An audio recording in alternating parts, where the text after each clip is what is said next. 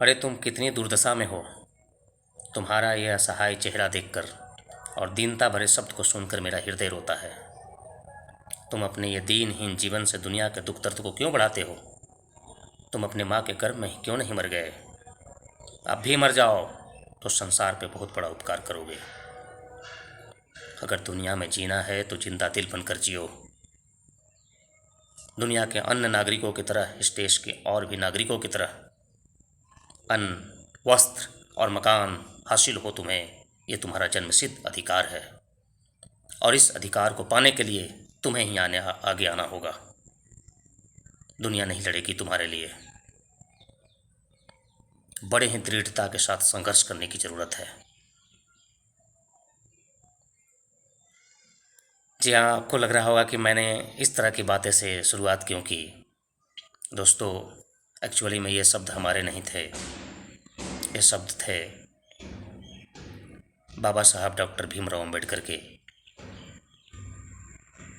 जो इस देश के शोषितों, वंचितों, दलितों, महादलितों और महिलाओं के सामाजिक लड़ाई के वास्तविक पुरोधा थे। सच मायने में यदि इनके लिए किसी ने लड़ाई लड़ा, इनके जीवन को बेहतर बनाने के लिए कुछ अच्छा किया, तो वो सिर्फ और सिर्फ बाबा साहब भीमराव अंबेडकर थे। स्कूल ऑफ लंदन और कोलंबिया यूनिवर्सिटी जैसे बड़े बड़े संस्थान से एक नहीं, दो नहीं, तीन तीन विषयों में डॉक्टरेट की उपाधि धारण करने वाले 32 डिग्री धारक, 64 विषयों के ज्ञाता, भारतीय संविधान के निर्माता, वास्तुकार, शिल्पकार, जो भी कह सकते हैं आप उनको, भारत के प्रथम कानून मंत्री, भारत रत्न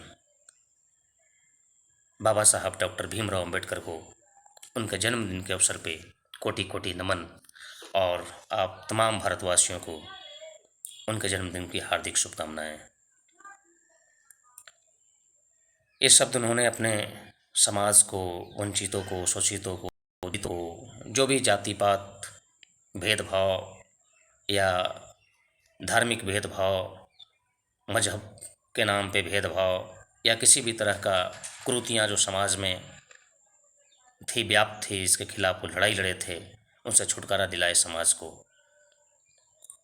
और सच मायने में खान सर कहते हैं कि यदि मेरा बस चलता तो मैं उनको महामानव नहीं बल्कि अवतार घोषित कर देता। तो ये सच बात है। आप सब भी यदि बाबा साहब भीमराव अंबेडकर के विचारों से सहमत हैं तो उनका एक लाइन लास्ट में कहूँगा और वीडियो को ख़त्म करूँगा। उनका एक ही चीज़ कहना था, शिक्षित बनो, संगठित रहो और संघर्ष करो, तभी दुनिया के हर चीज़ को तुम अपने लिए हासिल कर सकते हो।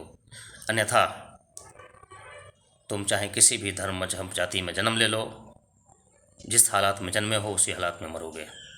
अपने हालात के लिए जिम्मेवार आप खुद हैं। यदि आप अपनी लड़ाई खुद लड़ते हैं तो निश्चित मायने में एक ना एक दिन सफलता मिलती है। और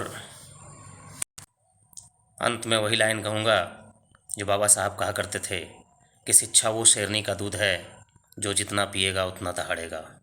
जय हिंद, जय भारत, जय भीम।